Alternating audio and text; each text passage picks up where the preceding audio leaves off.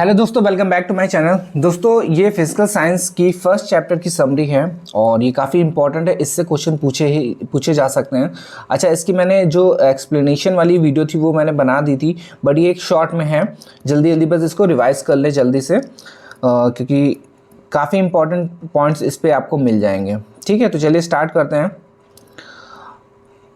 पहला दिया गया है प्रमुख भारतीय वैज्ञानिक एवं से उनका योगदान। ठीक है, तो ये जो इम्पोर्टेंट है, इम्पोर्टेंट को नोट डाउन कर लीजिएगा बहुत, क्योंकि इस पे बुक्स और ईयर वेयर जो दिए गए हैं वो काफ़ी इंपॉर्टेंट है।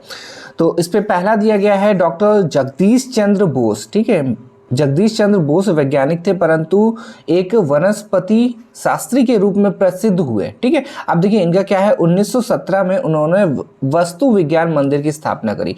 पूछा जा सकता है कि वस्तु विज्ञान से मंदिर की स्थापना किसने करी, तो आंसर हो जाएगा डॉक्टर जगदीश चंद्र बोस। ठीक है, इन्होंने response in the living and non living तथा the nervous mechanism of plants, ठीक है, नामक पुस्तक का लेखन किया। तो दो बुक इनकी हो गई, कौन कौन सी हो गई, response in the living and non living तथा the nervous mechanisms of plants. ठीक है, तो अब तीन चीज़ें इस पर इंपॉर्टेंट हो जाएगी। एक तो मंदिर का हो गया, वस्तु विज्ञान से मंदिर, और दो इनकी बुक्स हैं, response in the livings and non livings, और ये दूसरी ये हो गई। ठीक है, अब दूसरा पॉइंट है सर सीवी रमन जी का। ठीक है, 19 वर्ष की आयु में भारत सरकार द्वारा अर्थ विज्ञान में उनको उप महालेखापाल से नियुक्त किया गया था। ठीक है, तो ईयर पूछा जाता है कि किस ईयर में या कितने साल में इनको महालेखापाल से नियुक्त किया गया था। तो रमन से प्रभाव जो 1930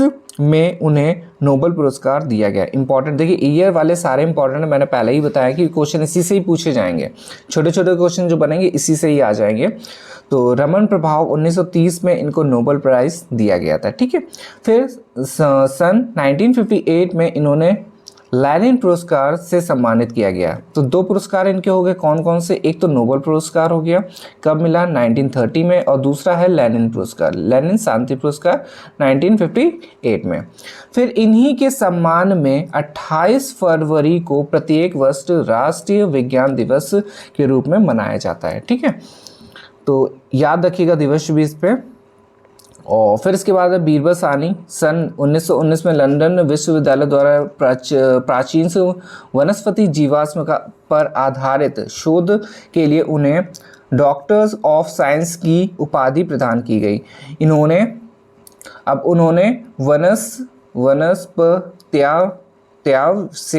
नामक संस्था की स्थापना की। ठीक, तो ये याद रखिएगा। और नेक्स्ट है डॉक्टर मेघनाथ शाह। ये 1915 में एमएससी करने के बाद कलकत्ता विश्वविद्यालय में गणित विभाग के प्रवक्ता हो गए। ये प्रसिद्ध खगोल वैज्ञानिक थे। 1927 में रॉयल सोसाइटी इंग्लैंड के फेलो बने तथा Shah institute of nucleus physics की स्थापना की। ठीक है, तो ये सारे पॉइंट हो गए। और फिर इसके बाद है प्रोफेसर सत्येंद्र नाथ बोस। कलकत्ता विश्वविद्यालय में भौतिकी में एमएससी की तथा ढाका कॉलेज में प्रोफेसर से नियुक्त हुए। ठीक है, तो ढाका कॉलेज में प्रोफेसर कौन नियुक्त हुए थे, तो प्रोफेसर सत्येंद्र नाथ बोस हुए थे। क्वांटम स्टैटिक्स की खोज में बोस की महत्वपूर्ण भूमिका रही तथा इसे बोस आइंस्टीन स्टैटिक्स नाम दिया गया। ठीक है, और भारत सरकार ने इन्हें पद्म विभूषण से सम्मानित किया। तो क्वांटम स्टैटिक्स की खोज की में बोस का, तो ये डायरेक्ट पूछा जा सकता है कि ये क्वांटम स्टैटिक्स की खोज किसने करी, तो प्रोफेसर सत्येंद्र नाथ बोस जी ने करी। फिर है डॉक्टर होमी जहांगीर भाभा। डॉक्टर भाभा परमाणु शक्ति आयोग के प्रथम अध्यक्ष बने। इन्हें कुशल निर्देशन में अप्सरा, साइरस और जर्लिना रिएक्टरों की स्थापना की तथा इन्होंने अंतरिक्ष किरणों में मेसोन्स की खोज करी। ठीक है, तो ये पूछा जा सकता है कि अंतरिक्ष किरणों में मेसोन की खोज किसने करी, तो डॉक्टर होमी जहांगीर भाभा ने की थी।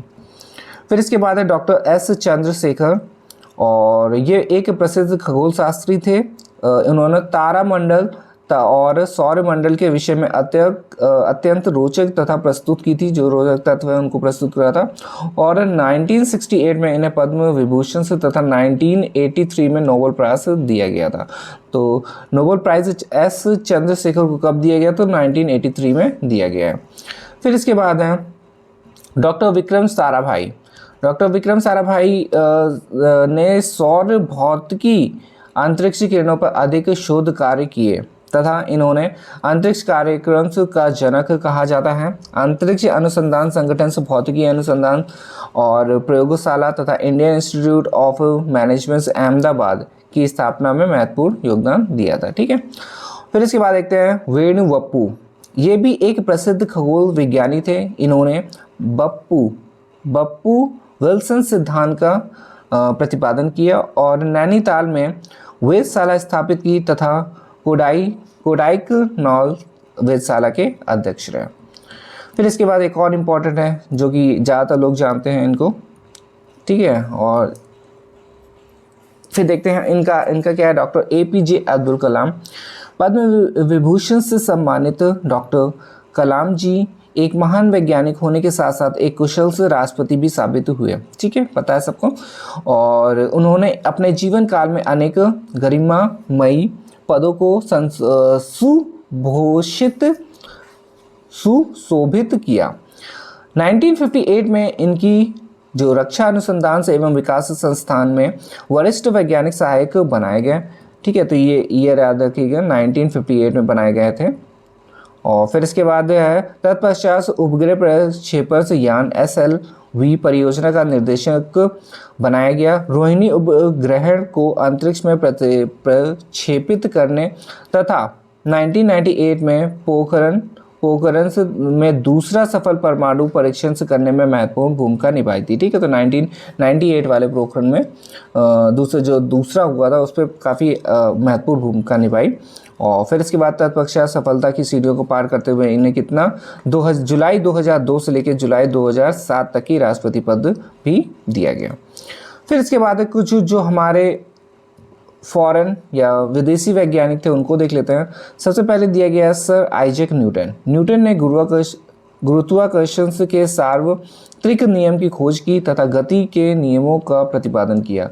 ये वैज्ञानिक होने के साथ साथ महान गणितज्ञ भी थे। ठीक है, और फिर जॉन डाल्टन्स महोदय ने अपने कैरियर में एक अध्यापक के रूप में प्रारंभ किया था। सन 1808 में परमाणु सिद्धांत का प्रतिपादन किया। ठीक, तो परमाणु जो सिद्धांत है प्रतिपादन किसने किया? तो जॉन डाल्टन ने 1808 में। फिर एक और इम्पॉर्टेंट है माइकल फैराडे। तो माइकल फैराडे एक महान भौतिक शास्त्री थे, जबकि इन्होंने कोई औपचारिक शिक्षा प्राप्त नहीं की थी। इन्होंने विद्युत प्रवाह के विभिन्न उपयोग खोजे। फैराडे के विद्युत चुंबकीय नियम विमान के क्षेत्र में मील का पत्थर साबित हुए। ठीक है, तो ये देख लीजिएगा। और फिर इसके बाद है जेम्स क्लार्क मैक्सवेल। ठीक है, जेम्स क्लार्क मैक्सवेल, और इन्होंने एक छात्र के रूप में ही फिजिक्स ऑफ कलर विजन की खोज की। ठीक है, तो physics of colour vision note कर लीजिएगा, और जिसका प्रयोग रंगीन तस्वीर बनाने में किया गया। मैक्सवेल ने विद्युत चुंबकीय तरंगों की हटा दें इसको, हाँ, विद्युत चुंबकीय तरंगों की गति ज्ञात करने के सूत्र का प्रतिपादन किया। कैवेंडिश प्रयोगशाला की स्थापना एवं निर्देशन किए। ठीक है, तो ये हो गया जेम्स क्लार्क मैक्सवेल का। अब देखते हैं मेंडलीफ का। तो मेंडलीफ ने आवर्तों के नियमों तथा आवर्त सारणी का प्रतिपादन करके रसायन शास्त्री के विकास में महत्वपूर्ण योगदान दिया। फिर इसके बाद है थॉमस एल्वा एडिशन। देखिए, इसके बारे में तो पहले भी पढ़ा हुआ था कि बल्ब का खोज किया था, बट इसके साथ साथ और भी कुछ चीज़ें हैं, तो उसको देखते हैं।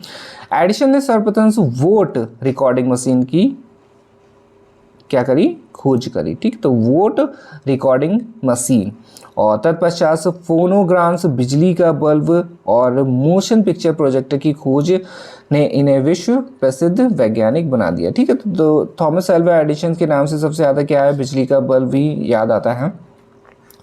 और फिर इसके बाद है जे थॉमसन। ये एक महान भौतिकविद थे। सन 1906 में इलेक्ट्रॉन की खोज की, जिसके लिए उन्हें नोबेल प्राइज़ प्रदान किया गया। उन्होंने कैम्ब्रिज में कैवेंडिश प्रयोगशाला का 35 वर्ष तक कुशल निर्देशन दिया।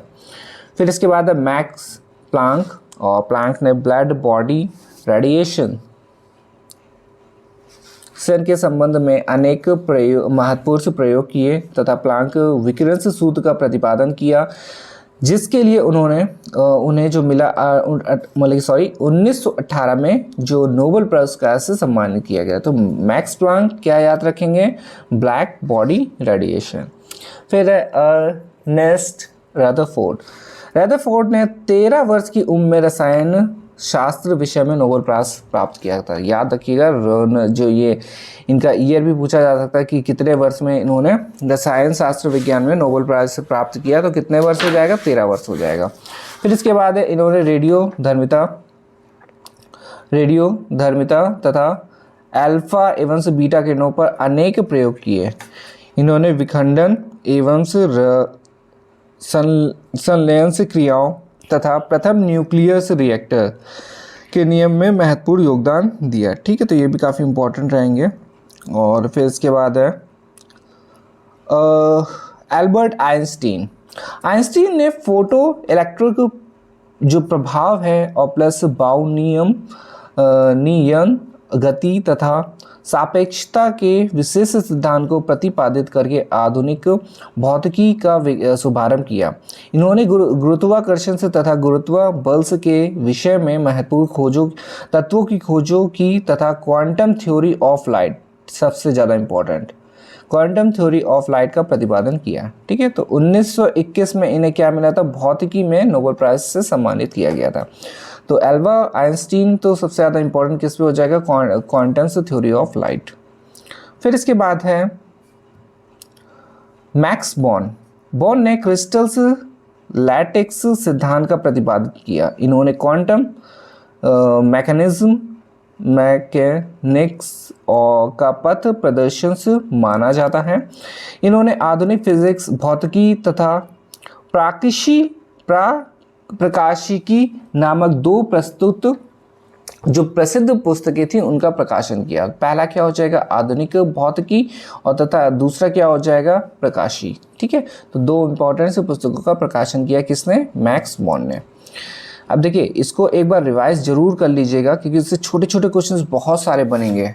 ठीक है, बट एग्जाम में आप मान के चलिए कि 2 क्वेश्चंस तो हो सकता आ जाए। ठीक है, तो काफ़ी इंपॉर्टेंट रहेगा ये वाला भी टॉपिक। और इसके बाद हम लोग और भी जो चैप्टर्स की समरीज हैं उनको देखेंगे, जिससे कि थोड़ा बहुत तो एक्स्ट्रा फैक्ट्स से हम लोग को कवर हो जाए। ठीक है, धन्यवाद।